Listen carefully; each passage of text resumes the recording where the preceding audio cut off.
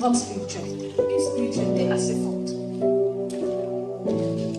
Et si vous aspirez au don, vous aspirez au prophétique, au don des prophéties, vous devez déjà reconnaître qui est votre Dieu. Parce que là, nous avons deux peuples. On a un premier peuple, de jeunes gens qui sont pris, qui sont dans un palais, mais qui sont en train d'être élevés dans ce palais-là. Qui sont en train d'être nourris dans ce palais, qui sont en train d'être instruits dans ce palais, par des professeurs compétents, par des connaisseurs, par des enchanteurs, par des personnes que le roi a vraiment confiance. Pourquoi? Parce qu'il les a presque adoptés. Le roi a adopté ces gens-là. Mais ce qui fait la différence entre les enfants qui sont dans la cour du roi et ceux qui sont dans la cour du roi, c'est qu'ils n'avaient pas tous le même Dieu. Amen. Ils n'avaient pas tous le même Dieu. Donc, pour dire que vous pouvez être élevé dans la même maison et ne pas avoir le même Dieu. Amen. Vous pouvez grandir dans la même maison et ne pas confesser le même Dieu. Amen. Vous pouvez avoir la même éducation et ne pas avoir les mêmes désirs. Donc, on voit des jeunes ici qui sont en train d'être élevés par le roi, mais dans leur cœur, ils ont la crainte de Dieu.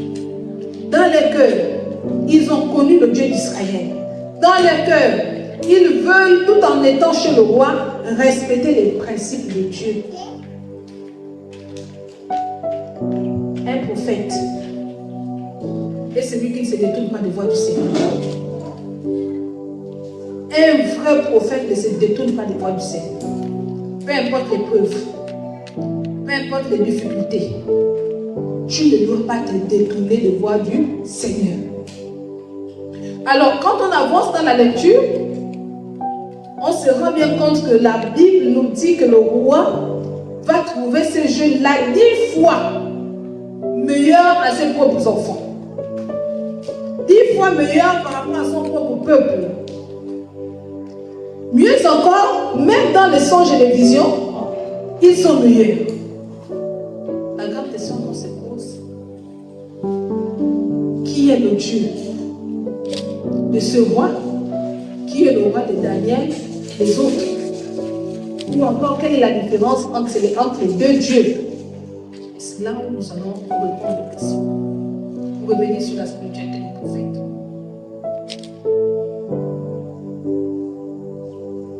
Autour de nous, nous allons voir sur ce que la Bible nous appelle le charnel. La Bible dit à l'école où les charnels ne reçoivent pas les choses de l'esprit. Parce que c'est quoi?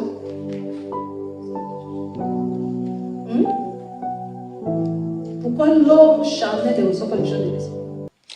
Parce qu'il est considéré comme l'homme animal. N'est-ce pas? Et si on considère que celui qui est charnel est un non animal, ça veut dire que ses désirs sont poussés vers ce qui n'est pas conforme aux lois divines. Aux lois divines, Nous allons prendre le cas de ce qui se passe autour de nous. Prenons le cas de ce qui se passe autour de nous. Quelqu'un pourrait être élevé en dignité. Pour être élevé en dignité, il va prendre son père. Il va sacrifier son père. Et quand il sacrifie son père,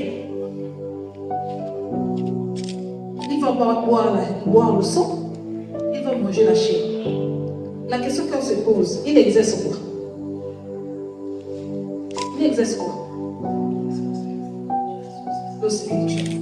C'est le mysticisme, non? Est-ce qu'à ce niveau, c'est le jeu des enfants? Merci de répondre aux questions. Est-ce qu'à ce niveau, c'est le jeu des enfants? Ce n'est plus le jeu des enfants, vous comprenez? C'est différent de celui qui va s'élever, qui va aller chez un ganga et puis le ganga va donner des feuilles pour mettre dans le seau pour le laver. Vous voyez qu'il y a une grande différence entre les deux. Il y a un qui va dire, je prends les mains, je prends les feuilles, je mets dans le seau et puis quelques paroles incantatrices, la personne va se baigner et puis la malchance va tomber. Mais il y a une autre personne qui a dépassé le niveau des feuilles, qui dit, moi pour être élevé, j'ai besoin du sang. Moi pour être dans les hauteurs, j'ai besoin du sang. Moi pour être au niveau pour gérer le royaume, j'ai besoin du sang. Est-ce que celui qui va se laver avec des feuilles et celui-là, tous veulent être élevés. et celui-là qui est en train de boire le sang, qui est en train de manger la chair humaine, est-ce qu'ils sont au même niveau de spiritualité? Est-ce qu'ils sont au même niveau de spiritualité? Vous comprenez quelque chose? Ils n'ont pas le même niveau de spiritualité. C'est deux mondes différents. Nous passons à côté de cet exemple. Vous allez voir, il y a des personnes, pour être élevées en spiritualité, pour aller un peu plus haut, ils ne sortent qu'avec des filles vierges. Ça sert plus de moins de coucher avec des filles qui sont vierges. Donc lui, quand il arrive là, il ne cherche que des filles vierges pour coucher avec. Parce qu'il doit prendre leur quoi? Leur virginité. Le premier sang, c'est leur premier sacrifice. Ils ne tueront pas leur père, ils ne tueront pas leur mère. Mais le fait de prendre le sang d'une femme vierge, c'est ce qui fait déjà le sacrifice. Et donc, de ce qu'ils ont signé, ça avance comme ça. Il exerce quoi? Répondez à la question. Il exerce quoi? Il exerce la spiritualité. C'est bon à ce niveau. Mais est-ce qu'à ce niveau, celui qui est en train de toucher le sang d'une vierge, est-ce qu'il est en train de s'amuser? Il ne s'amuse pas. Hein? Très bien. Nous avançons. Vous prenez le cas de quelqu'un qui va réussir à dompter les serpents. Je crois que j'ai parlé de ça la dernière fois. Les serpents venimeux, il dort avec. Il avale même le serpent. Il va aux toilettes. Ça sort. Les serpents venimeux. Il dompte les serpents venimeux. Il dort avec. Est-ce que vous comprenez? Il exerce quoi? Vous pensez, vous pensez que quelqu'un de normal peut dormir avec ce qu'on appelle serpent venimeux? C'est-à-dire qu'un seul jet te tue séance tenante. Mais il n'est là pas avec un serpent, pas avec deux serpents, avec trois serpents. Et le serpent est en train de danser, de faire des gestes, mais il est là avec le serpent. Il exerce quoi? Autre chose. Vous voyez quelqu'un qui a fait dire, moi je ne veux pas tuer. Je ne veux pas toucher du sang, mais qui va aller se marier à un esprit de zone, donc il va prendre une sirène, soit à l'étranger, il va en Inde, il va dans un autre pays, il va se marier, peu importe l'endroit il s'en va, mais il va se marier avec une sirène. Et il ne se mariera pas toute sa vie. C'est-à-dire que cet homme-là, il va vivre célibataire, mais marié dans le spirituel. Vous arrivez dans sa maison, il fait les courses comme un homme marié. Il ferme les portes comme un homme marié. Il dresse la table, il fait tout. Quand vous lui dites que je vais vous rendre visite à tel, il te dit non, je ne peux pas. En fait, il a même une balle, c'est qu'il est là. Il exerce la spiritualité. Je suivais une âme, et je crois que la servante de Dieu, moi, Cathy et Rosa, ça bloqué, je vais parler, je vais taire le nom, parce que c'est elle va expliquer une scène dans le suivi, quand elle vient me voir. Il faut aller au village, et dans son village, quelque chose va se faire. Ils vont aller à la rivière. Et quand ils arrivent à la rivière, alors qu'ils étaient en train de se laver, elle est sur le rocher, elle dit 7 ans. Quand elle tombe, elle descend une fois, 3 fois, 3 jours dans le village, on a cherché. C'est des enfants qui étaient en vacances. Ils ont cherché. Ils n'ont pas trouvé. Mais elle explique la scène que quand elle est arrivée sous l'eau, en fait, elle a trouvé une sirène avec ses enfants et son mari. En fait, le mari de la sirène était également son mari, parce qu'elle avait déjà été mariée. Et le monsieur, lorsqu'il arrive, il veut la faire entrer dans la maison. La rivale dit, elle ne rentre pas ici. Donc là, on lui donne un tabouret, elle refuse de s'asseoir, on la porte des pommes, elle refuse de manger. Elle dit, maman, si j'avais mangé cela, si j'avais bu, je ne serais plus jamais revenue de ce temps. Elle est restée sous l'eau pendant 3 jours. Et pendant ces 3 jours, sur le 3e jour, la sirène va l'attraper, la ramener de l'autre côté, de la projeter. Et quand elle retrouve son village, maman, quand tu sais que je parle, quand elle retrouve son village, on lui pose la question, où étais-tu? Elle dit que j'étais dans l'eau. Personne n'a cru. Mais quand elle est sortie de là, elle était déjà mariée. Mariée à cet homme. Elle va t'expliquer de celle que quand elle est sur son lit, elle dort avec un homme. L'homme, c'est le plus de son. dort avec l'homme 10 jours. Les 10 jours, l'homme a terre. Et les 3 cas des mariages qu'elle a eu, elle s'est séparée avec tout simplement parce que les hommes étaient fatigués de se retrouver toujours à terre. Belle femme, mais il ne peut pas dormir sur le même lit. C'est-à-dire que le monsieur ne sait pas comment il se retrouve à terre. Qu'est-ce qui est exercé là? Le monde des esprits est rien. Le monde des esprits est rien. Et le diable travaille. Le problème chez nous les chrétiens, c'est que nous croyons, ou encore nous savons que le monde des esprits existe, mais nous sommes négligents à ce niveau. Et nous n'avons pas les mêmes impacts. Quand nous venons prier, quand nous voulons entendre la voix de Dieu, quand nous cherchons la face de Dieu, nous n'avons pas les mêmes impacts qu'il faut avoir. Parce que entre celui qui va coucher avec les sirènes, entre celui qui va aller dompter les serpents, entre celui-là qui va aller vendre sa femme et ses enfants, entre toutes les personnes-là qui vont aller négocier avec les génies. Et nous qui venons à l'église, logiquement, il devait avoir une grande différence. Est-ce que vous comprenez? Il devait avoir une grande différence. Mais on se rend compte qu'on a l'impression que le monde est plus puissant que l'église. On a l'impression que le monde est plus fort que l'église. La grande question qu'il reste à poser, qui sont les prophètes? Lorsque vous lisez l'histoire de Daniel, vous allez vous rendre compte que le roi est accablé. Il va avoir une prophétie. Et il fait venir toutes les personnes qui sont autour de lui, qui sont capables même d'interpréter la prophétie. Personne ne le fait. Il va dire à tous les sages que puisque vous n'arrivez pas à interpréter ma prophétie, je vais vous tuer tous. Donc les sages savent que dans les 24 heures qui suivent, ils vont tous mourir. Et Daniel s'est fait comprendre, ne tue pas tes sages. Moi, je vais interpréter ta prophétie. La Bible dit qu'il avait l'esprit d'intelligence, l'esprit de science, l'esprit de songe, l'esprit d'interprétation, l'esprit de victoire, l'esprit de grandeur, l'esprit de... Il avait cet esprit en lui. Mais quel est l'esprit qui était avec lui? C'était l'esprit, c'était le Saint-Esprit. Tout simplement qui avait fait en sorte que Daniel puisse grandir. Et peu importe l'endroit où il se retrouvait, il exerçait avec cet esprit-là. Amen. Le monde des esprits est réel. Et la spiritualité est réelle. Vous prenez une personne. Vous prenez quelqu'un qui sort de chez lui, qui va consulter un ganga. Le ganga te dit, donne-moi ta main. Il touche juste ta main. Quand il tend ta main comme ça, la quelqu'un est un astrologue, des vins et autres, il tend ta main. Par ta paume de main, il fait lire toute ta vie, n'est-ce pas? Il commence à te parler de ta vie. Il va te donner des orientations. Mais quand nous arrivons au sein de l'église, qu'est-ce que nous faisons? Nous cherchons des prophètes pour parler de nous. Nous cherchons des prophètes pour nous donner des orientations. Est-ce que vous comprenez? Mais dehors, il y a des gens qui sont orientés. Mais à l'intérieur, dans la maison de Dieu, personne n'est orienté. Ce que nous avons au sein de l'église, c'est le mensonge. Il y a trop de mensonges. Je le vois ici. Il y a trop de mensonges. Quelqu'un qui connaît la vie d'une personne va se lever. Destiné, j'ai vu ta vie. Rosa, j'ai vu ta vie. Mais quand tu regardes derrière, la personne est en train d'imaginer, ou la personne est en train de mentir.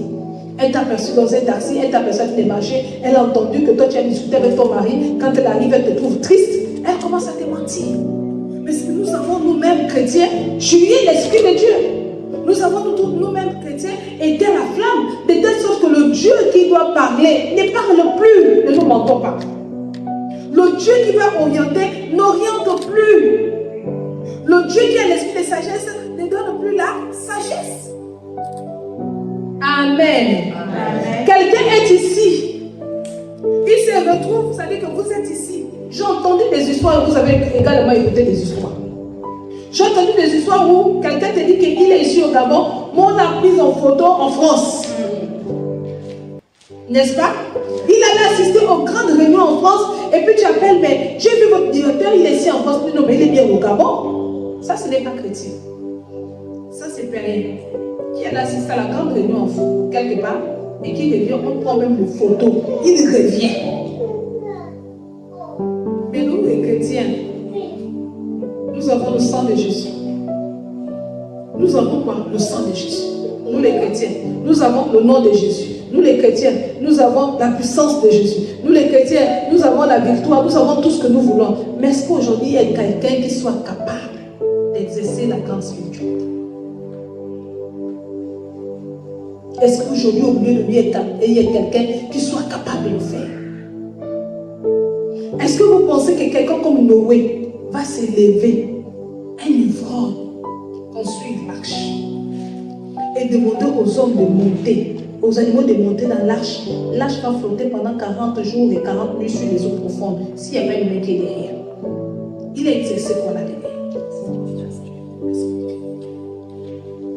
Mais de nos jours, y compris moi, je ne sais pas possible, comme ils disent, construire un bateau et puis amener à la mer. Je me regardais les autres, je disais, c'est pas possible. Mais lui, il est resté là pendant 40 jours et 40 nuits. Il a exercé quoi? Un homme ivrogne pendant 40 jours et 40 nuits. Le prophète est un homme spirituel. Le prophète, la prophétesse, celui qui exerce le don est un homme spirituel. Dès lors que vous aspirez au don des prophéties, dès lors que vous aspirez au prophétique, vous devez déjà savoir que vous n'êtes plus n'importe qui. Dès lors que vous commencez à voir des choses, vous devez savoir à ce niveau-là que vous n'êtes plus n'importe qui. Il y a un Dieu qui doit agir derrière vous. Parce que si Dieu, celui que nous adorons, n'agit pas derrière vous, ça veut dire que le diable va agir. Si Dieu n'est pas le persévérant de Dieu, ça tu le sais, le diable ne va pas. Si Dieu ne te conduit pas, le diable va conduire. Si Dieu ne te dirige pas, le diable va te diriger. Si Dieu ne te protège pas, le diable va faire de toi ce qu'il veut. La spiritualité existe. Aujourd'hui, nous disons au nom de Jésus. Et quand on est content de voir quelqu'un qui tombe à l'église, quand il tombe, il s'enroule, il se lève, on dit je suis puissant. Et ça, c'est le meilleur pas de la foi. Tomber, c'est le meilleur pas de la foi. L'exercice même qui est donné à tout le monde. Allez dans le monde, faites de toutes les nations des disciples, baptisez-les, imposez les mains, permettez qu'ils guérissent, qu'ils témoignent. Mais à un niveau, il faut sortir de là. Il faut sortir de là. Pour être dans les lieux, dans les dimensions où tout le monde ne peut pas être. Amen. Il y a des dimensions où tout le monde ne peut pas être. Il y a des endroits où tout le monde ne peut pas être. Il y a des prières que tout le monde ne peut pas faire. Il y a des prières que tout le monde ne peut pas faire. Il y a des niveaux de prière, quand tu commences à prier, tu sens que ta tête te dit que tu ne peux pas avancer. Tu sens que ton esprit te dit que tu ne peux pas avancer. Il y a une intercession que tu dois mener, tu sens qu'à ce niveau-là, tu as prié, il n'y a plus de mots, il n'y a plus de paroles, tu n'as plus rien à dire. Il y a des dimensions que l'homme même, il sent que ça s'est arrêté. Et vous pensez que ça s'arrête comme ça là?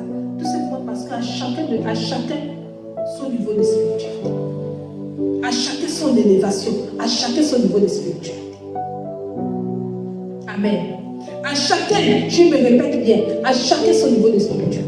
Donc à un certain niveau, si l'homme veut grandir, un prophète veut grandir, il doit devoir rentrer dans la présence de Dieu, il doit devoir chercher le Saint-Esprit. Vraiment chercher le Saint-Esprit, tu dois oublier le dehors, tu dois oublier la cour, tu dois oublier le mariage, tu dois oublier les enfants, tu dois oublier le travail. À un certain niveau, on cherche, il y a des choses qu'on est obligé de se détacher. Amen. Pourquoi Moïse se retrouve sur la montagne syrienne avec un certain nombre de personnes et non tout le peuple? Pourquoi? Il cherchait quoi derrière? Il cherchait quoi derrière? Il voulait exercer quoi derrière? Mais est-ce que Moïse, quand il va sur cette montagne, est-ce qu'il a amené tout le monde? Est-ce que vous comprenez quelque chose? Donc, à un certain niveau d'élévation spirituelle, il y a des gens qui doivent quitter votre environnement. Yes.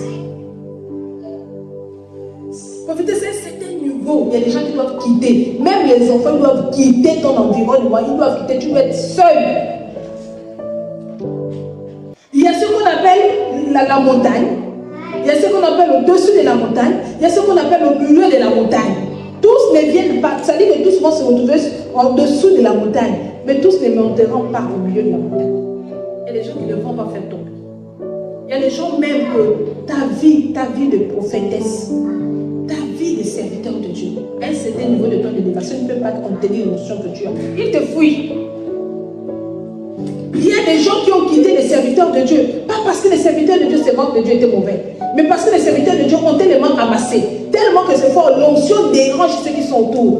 Ils sont dérangés par la présence de Dieu. Ils sont dérangés par l'onction que les démons ne supportent pas ce que tu dégages, ce que tu portes. Ils sont obligés de tomber. Ils sont obligés de tomber.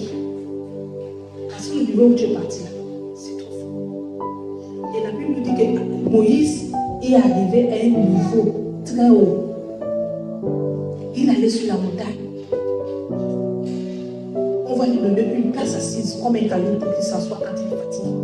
Et quand il était épuisé, il portait les mains, les autres le soutenaient. Mais regardez les gens qui sont autour de lui. Moi, j'ai libéré quelque chose de profond. Regardez les personnes qui sont autour de lui. Quand Moïse descend de la montagne, est-ce qu'on vous a dit que tous sont le visage évidemment? Ils étaient tous sur la montagne. Hein? Le visage qu'ils levaient, c'était pour qui? Quelqu'un comprend quelque chose? Ils sont tous sur la montagne. Mais même en étant tous à un certain niveau de la montagne, le Seigneur va distinguer. Il va créer la séparation.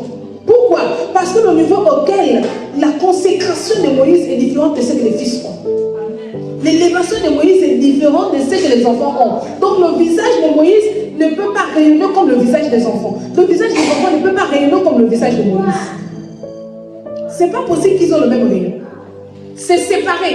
Pourquoi? Parce qu'à ce niveau-là, Moïse est rentré dans une profondeur de spiritualité que même les fils qui sont au niveau de lui n'ont pas le contrôle. Ils ne peuvent pas contrôler ça.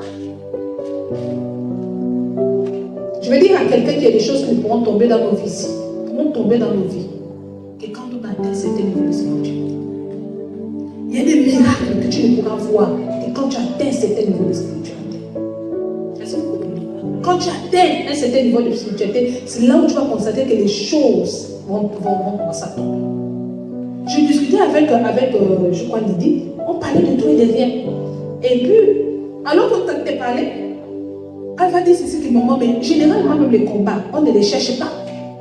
Quand tu pries, c'est pour dire Seigneur, donne-moi les enfants, Seigneur, guéris-moi, Seigneur, élève-moi. Mais regardez, à la recherche de la victoire, c'est là que tu trouves les combats. On n'a pas remarqué ça. Plus tu pries, plus il y a des obstacles. Plus tu pries, plus il y a des difficultés. Plus tu pries, plus il y a des problèmes. Pourquoi? Parce que pour rentrer dans une certaine dimension de spiritualité, il faudrait que ton épreuve soit forte. Il faudrait qu'elle soit grande. Quand tu n'es pas atteint ce niveau-là, il y a des choses que tu ne peux pas posséder. Et c'est là où l'Église n'a pas compris. L'Église se dit que la spiritualité s'exerce avec autant de simplicité qu'on peut dire que tu n'as pas de...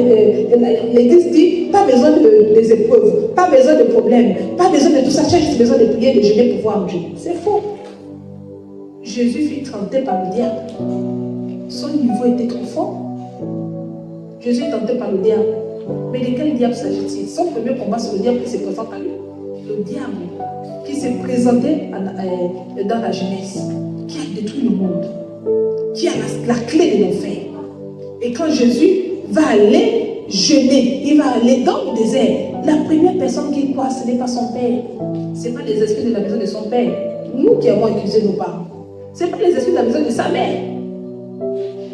Hein? Il ne croise pas les esprits de la maison de sa mère. Il ne croise pas les esprits de la maison de son père. Non, ça n'a rien à voir avec les démons de sa maison. Il croise les démons dans le désert. Le diable. Qui a envoyé le diable là-bas? Donc si ça aurait été Marie-Paul, là on dira que Marie-Paul, voilà, ça c'est les sorciers qui veulent te tuer. Mais là Jésus, il a rencontré qui? Ça ne venait pas de Joseph, ça ne venait pas de Marie. Ça venait d'où? Du commencement. Et là où ça a commencé. Parce qu'il est celui qui va défendre l'humanité. Donc le serpent a dit que la femme t'écrasera la tête. Et ce serpent-là s'est dit, puisque tu vas naître d'une femme, je vais te croiser au désert. Et au désert, il a croisé Jésus pour vouloir déprimer quelque chose. La grande spiritualité, le monde est pris. Elle prie à qui? Si tu veux être un bon prophète, il faut payer le prix.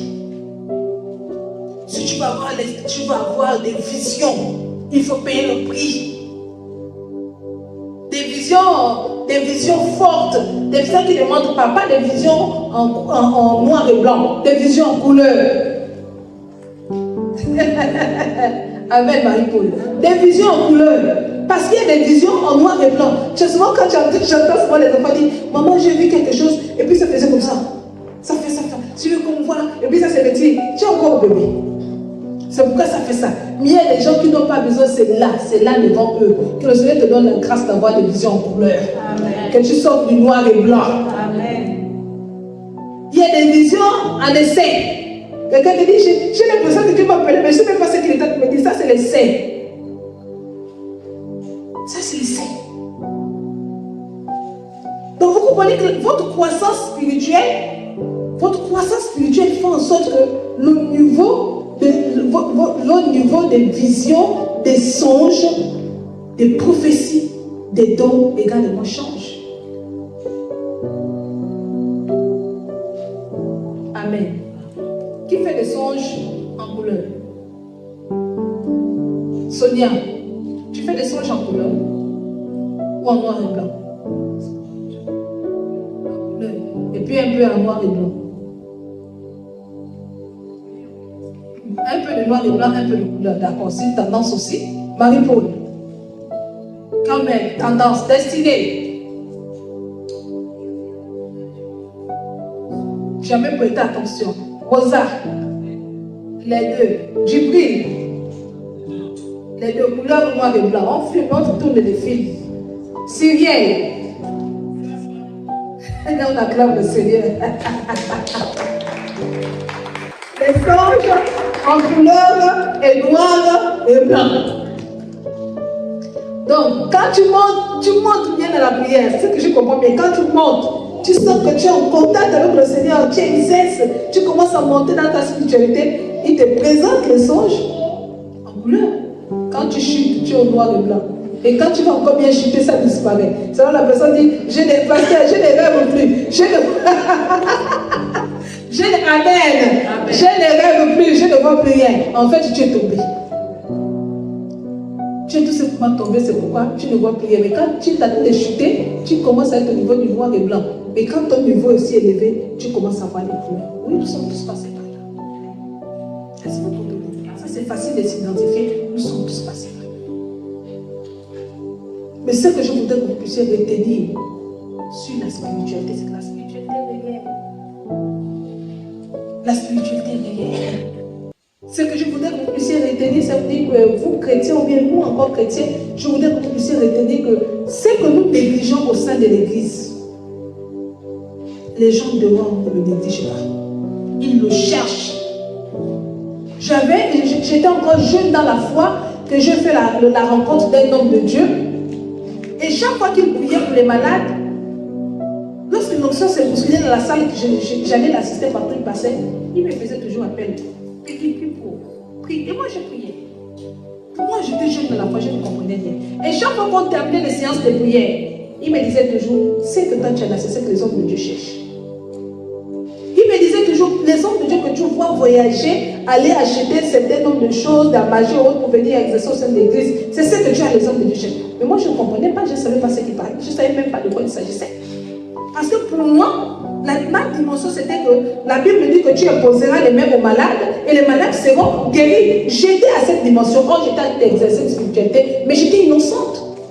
Mais il y a quelqu'un qui était très mûr, qui connaissait ce que j'étais en train de faire, qui comprenait ce qui se passait et qui pouvait voir le dépôt que Dieu a mis en moi. Et il était en train d'exploiter ça. Il me faisait travailler. Mais moi, je ne savais pas qu'il était en train d'exploiter, il était en train de convoiter. Et il allait plus loin pour me dire que j'ai peur de ton mari, sinon moi, je vais faire de toi la femme du ministère. Partout où je devais aller, je devais t'amener. Et moi, j'arrive, je dis, mon Dieu, j'ai mal au cœur. L'homme de Dieu veut faire de moi la femme du ministère. Pour Seigneur, permets que je sois la femme du ministère. J'étais innocente. Je ne savais pas ce qu'on appelle la femme du ministère. Je ne savais pas que la femme du ministère, en fait, c'est la maîtresse de l'homme du pasteur. Eh oui. Donc, il voulait que je sois sa maîtresse, de telle sorte que partout il part, il a vu la chose de Dieu en moi, et moi, je devais rendre le ministère, et il prenait la gloire. Je ne le savais pas, mais j'étais en train d'exercer la spiritualité. J'exerçais la spiritualité, mais je ne savais pas que j'étais déjà dedans. Donc, il faut faire attention. En tant que femme spirituelle, en tant qu'homme spirituel, en tant qu'aspirant don de prophétie, en tant que de prophète, vous devez faire attention. Un prophète ne mange plus n'importe comment. Un prophète ne mange plus n'importe où. Un prophète ne touche plus n'importe quoi. Un prophète ne donne plus sa tête à n'importe qui. Un prophète n'accepte pas que n'importe qui touche sa tête. Un prophète n'accepte pas que n'importe qui vienne toucher ses mains. Un prophète n'accepte pas que n'importe qui porte son linge. Un prophète n'accepte pas que n'importe qui fasse même le ménage de sa maison. Parce que toutes les personnes qui rentrent au contact de toi rentrent au contact de ton onction. Sans le vouloir, ils guérissent. Et sans le vouloir, ils sont même maudits pour certains.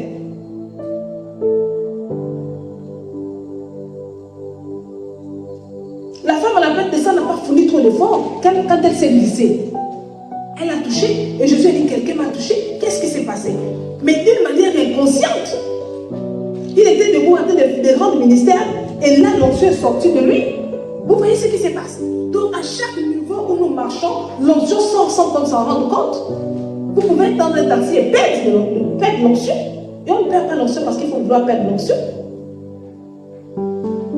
C'est ça tout le danger. On ne prie pas pour quelqu'un parce qu'il est prophétesse. On ne prie pas parce qu'il faut prier. Je ne le fais plus. Je le faisais avant. Avant, je le faisais, tu arrives. Je prie pour toi du matin jusqu'au soir. Aujourd'hui, je ne le fais plus parce que j'ai compris que l'onction coûte cher. Aujourd'hui, j'ai restreint même les personnes autour de moi parce que j'ai compris que toutes les personnes qui rentrent autour de toi t'épuisent, te fatiguent, ils te font sortir quelque chose. J'ai compris. J'ai compris cela. Donc, à ce niveau-là, nous qui aspirons, vous qui aspirez, vous devez comprendre que dès lors que tu accumules beaucoup d'onction, dès lors que tu remplis ton vase, tu as bousculé ton intimité, tu as bousculé tes entrailles, tu as rempli ton vase d'onction. Et il y a quelque chose qui se passe dans ta sphère. Les sorciers qui sont dans ton quartier savent déjà que tu es dangereux. Tu deviens leur ennemi sans que tu ne le veuilles. Les gens qui sont dans tes secteurs, la famille qui est dans ton milieu, même ceux qui t'aimaient, vont commencer à te détester. Mais pourtant, tu n'es pas parti pour chercher des ennuis. Mais le fait que tu exerces ça, le fait que tu exerces cette spiritualité-là, tu commences à avoir des ennemis. Pourquoi? Parce que le sorcier n'aime pas la concurrence spirituelle. Logiquement, tu n'es pas en concurrence avec eux. Puisque toi, tu pries pour que la gloire, le nom de Dieu se révèle. Mais il trouve que tu es en train d'empêcher qu'il fasse un certain nombre de choses. On doit être conscient de ce que nous faisons. Conscient. C'est pourquoi, pour terminer, nous qui sommes là, quand nous venons à l'église, nous ne devons pas nous confondre.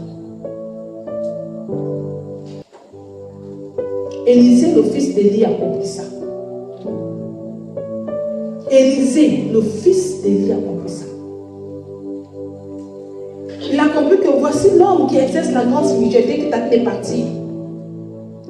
Et à chaque étape de sa marche, les gens vont l'arrêter. Les prophètes vont l'arrêter. Nous avons appris. Le Seigneur nous a dit que Dieu va enlever ton père. Est-ce que tu le sais?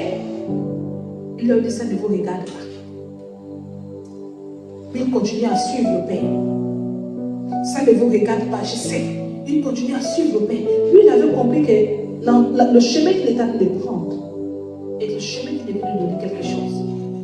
Mais pendant que lui, il était conscient de la spiritualité d'Élie, est-ce que vous comprenez? Les jeunes prophètes là, ils étaient au niveau des songes, des visions, qu'on peut dire que nous, on prophétise, nous, on transcende, on continue dans la cargaison des prophètes à prophétiser, à prophétiser. Donc c'est ce qui se mêle tout là. On reste là, on prophétise, on parle en langue. Oh, il y a quelqu'un qui s'est déjà détaché de ce troupeau-là, qui a vu Noé.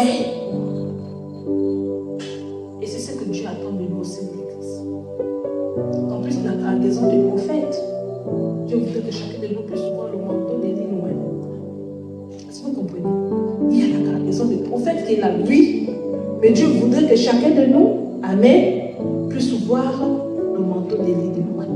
Celui qui voit le manteau d'Élie de loin, c'est manque de Dieu. C'est celui qui se démarque. C'est celui qui se démarque, c'est celui qui veut aller attraper le manteau. Mais comme entre la distance qui existe entre le manteau et toi, il faut t'amener à fournir beaucoup d'efforts. Tu sais que tu as vu un peu te l'arracher, tu es obligé de courir pour aller prendre cela. Amen. Que Dieu bénisse ce moment. Amen. Amen. Est-ce qu'il y a des questions? Parce que nous allons prier.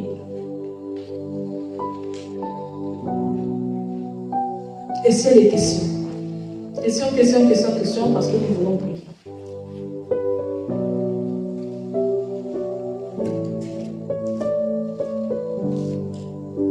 Est-ce qu'il y a des questions à ce niveau d'estime? C'est que le message est clair.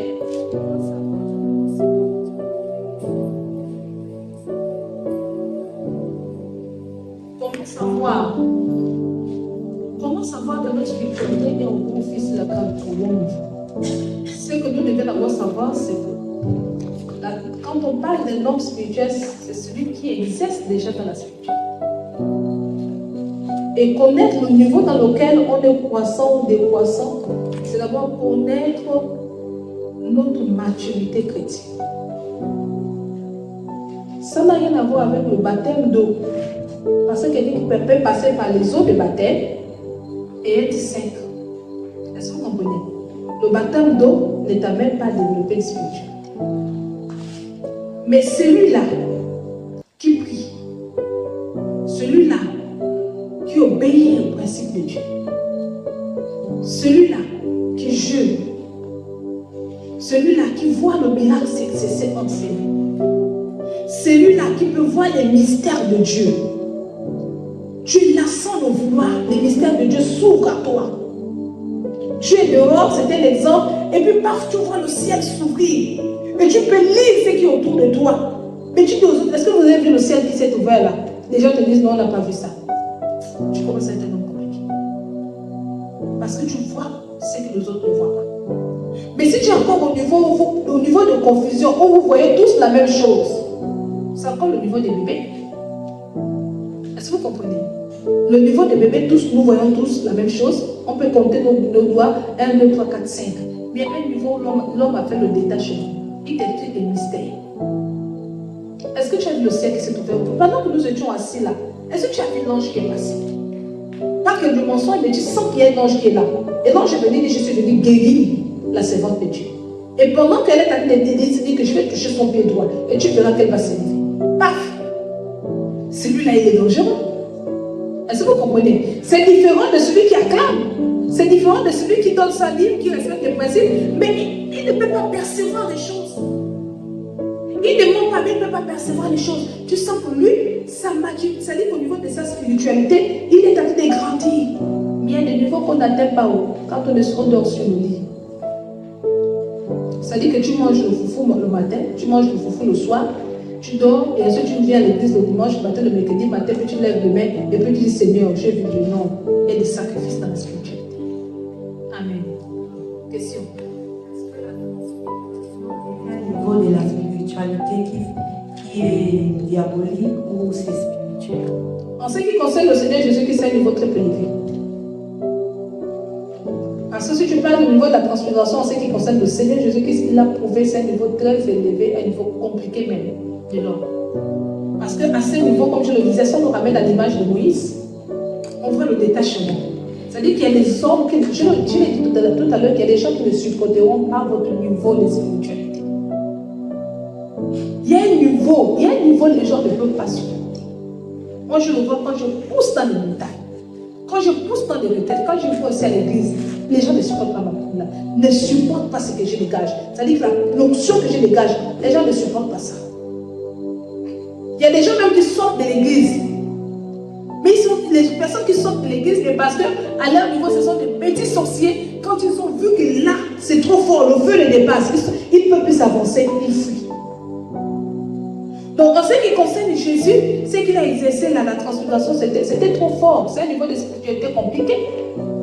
Comment tu imagines que cet homme-là, qui est avec les 12, il prend quelques-uns, ils vont à un lieu, ils montent les tentes, alors qu'ils sont là, ils se déguisent, on ne sait pas à quoi ils se déguisent.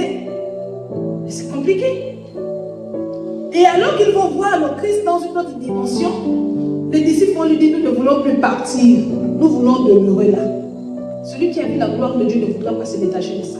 Ce sont des hypocrites qui se détachent. Ce sont des hypocrites, des vendeurs de vision qui se détachent. Mais celui qui a vu la gloire de Dieu, qui a vu Dieu dans une dimension forte et qui s'est accroché au manteau de la croix, il ne peut pas se détacher. Il reste accroché jusqu'au bout. Il y a quelque chose de... C'est-à-dire que nous sommes tellement charnels qu'on n'a pas compris que ce que Dieu nous a offert est trop fort. Comment vous imaginez que quelqu'un qui n'a pas été initié au Aliboka, comment vous pouvez imaginer que quelqu'un qui n'a pas été initié, à qui on n'a pas mis de collier aux yeux, peut venir prophétiser? Si ce n'est pas dangereux ce niveau. pas été initié. Il n'a pas été dans les sectes.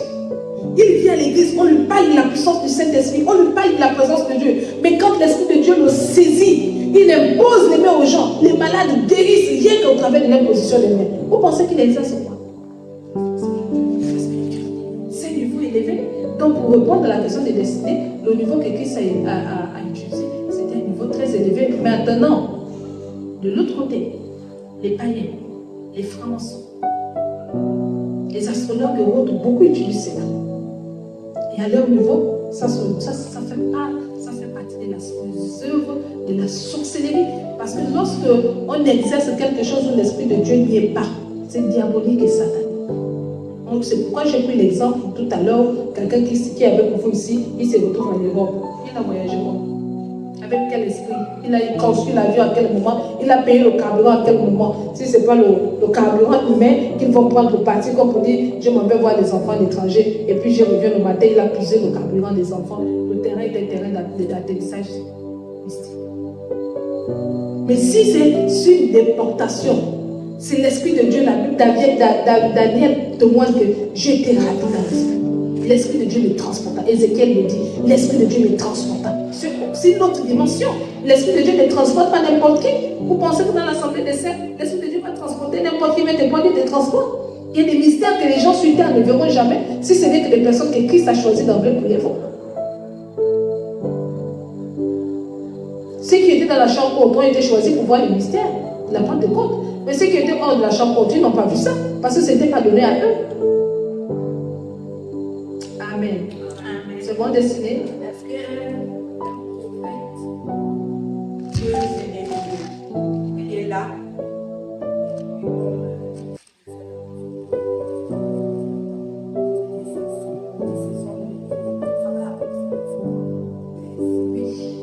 C'est quand même, c'est délicat, mais je vais dire oui.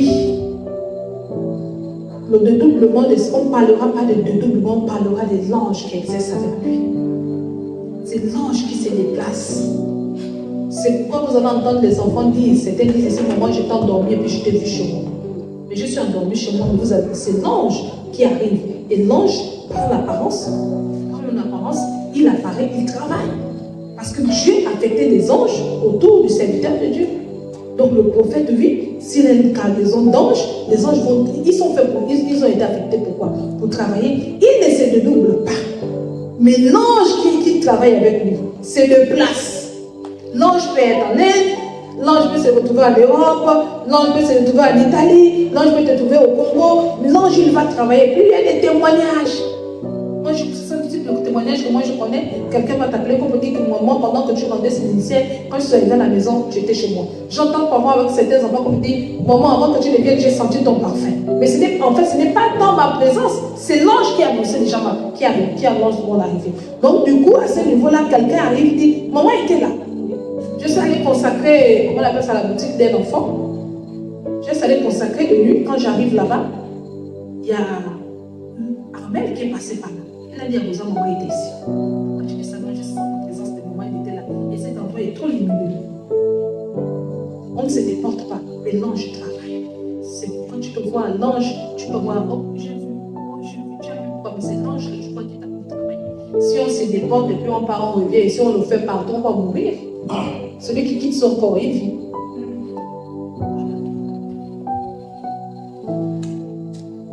S'il n'y a plus de questions, oui, Vanessa. N'hésite pas.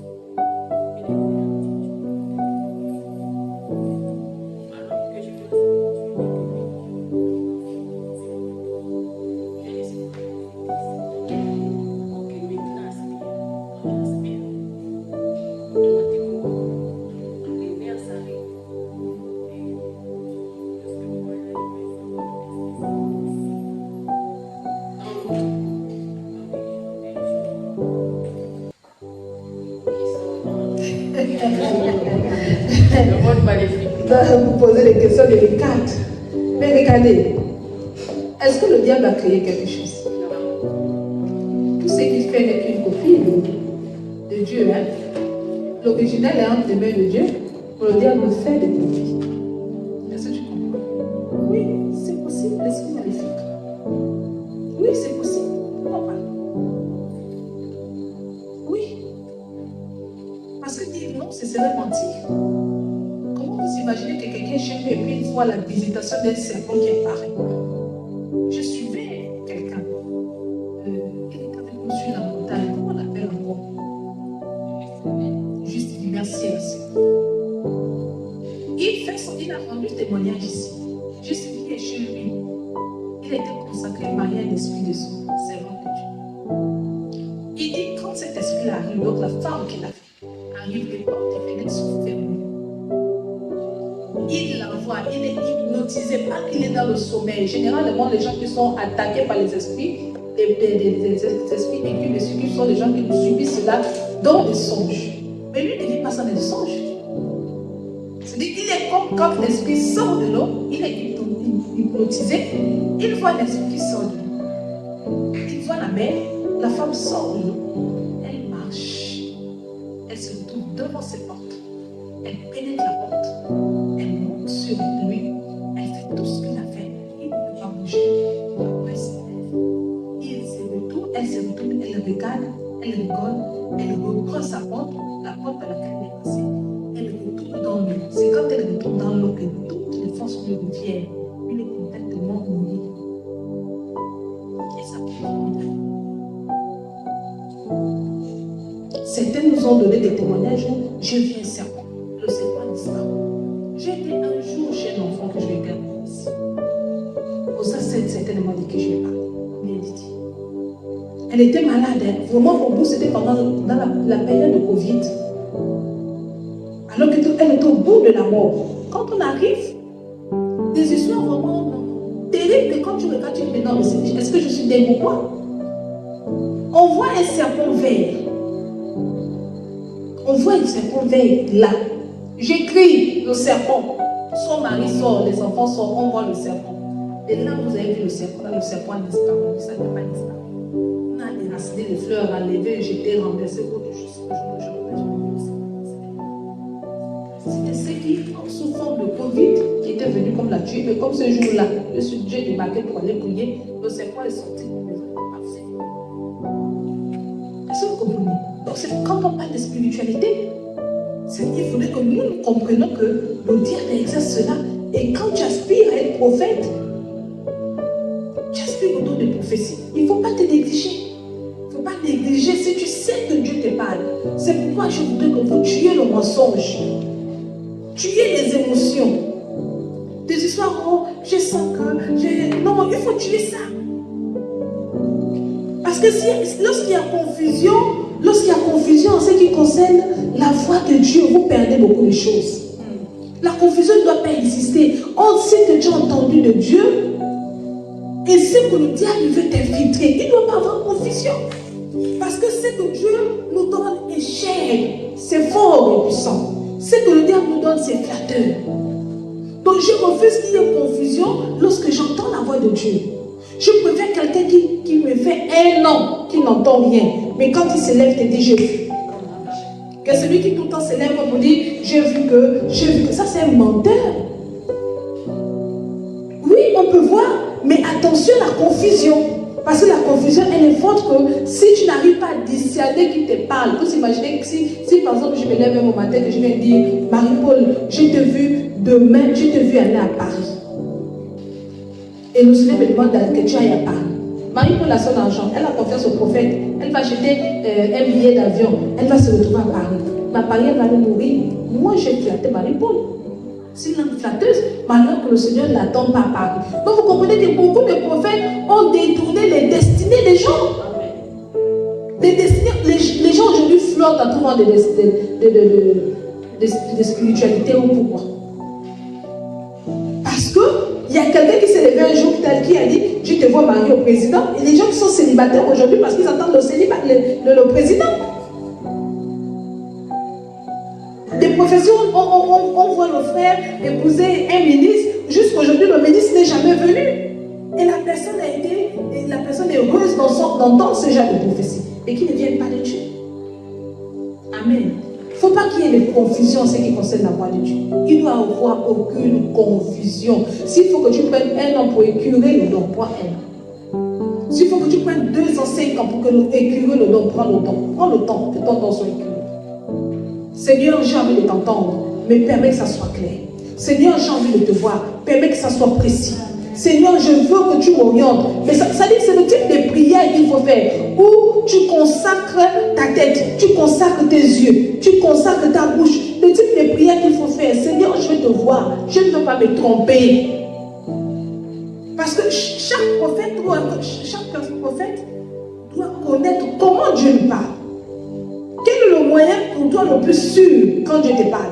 Les gens te diront que quand moi je dors, je me réveille, je ne rate pas, je sais que Dieu m'a dit. Quelqu'un te dira que quand je ouvre la parole de Dieu et que je sens comment mon esprit est en train de transcender, je sais. Ça veut dire que chaque prophète a quelque chose qui vient te confirmer, que là Dieu t'a vraiment parlé. Est-ce que vous comprenez? Et parfois le doute apparaît comme dire, est-ce que moi ça vient de Dieu? Est-ce qu'il faut que je déclare? Est-ce qu'il faut que je libère cela? Il y a un peu le doute, mais ce qui vient de Dieu ne se fait sur aucune confusion. Amen.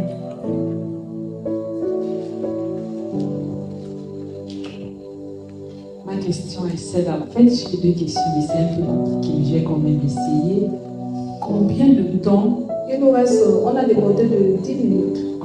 Combien de temps, en portant le vêtement du prophète, quand tu portes le vêtement du prophète avec la foi, on guérit. Mais en gardant ce même vêtement, dans ta maison, en le lavant, le gardant plusieurs années, combien de temps l'onction de guérison peut rester dans le vêtement du prophète? Parce que nous sommes une église prophétique. Moi, j'ai vécu ça, j'ai expérimenté ça, c'est fait. Mais en combien de temps ça peut rester dans le vêtement? C'est à chacun sa dimension de foi. Quelqu'un peut prendre le vêtement du prophète et puis l'amener chez lui. Pour lui, c'est la vie que tu as acheté à Moutouki. Si à ton niveau, c'est la vie que tu as acheté à Moutouki, de toutes les façons, il t'apportera quoi? C'est bien? Est-ce que je comprends? Mais celui qui croit à l'onction qui est sur le prophète, celui qui croit à l'onction qui est sur le prophète et qui croit aux actes prophétiques et qui se dit que je déclare sur le nom. Est-ce que vous comprenez? Il tient cela, mais ça va parler. Peu importe le nombre d'années, ça va parler. Mais tout dépend de la dimension de la foi. Mais celui qui considère par exemple, on prend le cas de... Je crois que c'est le cas d'Élisée qui arrive chez la veuve de Sarepta. C'est Élisée bien fait. Qui est chez la veuve de Sarepta, la veuve? Quand elle arrive et que le prophète lui dit que donne-moi à manger, j'ai faim. Elle a dit quoi, prophète? Moi aussi j'ai faim. Mais mon enfant a faim. De toutes les façons, pourquoi veux-tu me demander à manger alors que moi j'ai prévu manger et ensuite mourir? Il y a une négligence à ce niveau. Elle ne connaît pas pourquoi. Un prophète est dénommé qui vient te demander à manger. Mais la première chose qu'on voit, c'est quoi? Elle rentre en conflit avec lui. C'est le même cas également avec Jésus qui est avec la Samaritaine. Donne-moi à boire. Et lui, elle va dire quoi? Pourquoi c'est moi qui vais te donner à boire? Il finit par dire, si tu savais. Donc à chacun son niveau, il a fallu l'insistant pour lui dire, mais écoute madame, c'est pas n'importe qui est devant toi, et c'est un peu de quoi? Lorsqu'elle a augmenté sa foi, la spiritualité s'est exercée. Donc à chacun son niveau, son degré. À chacun. Je crois qu'on a terminé. S'il y a une question, à ce moment passé.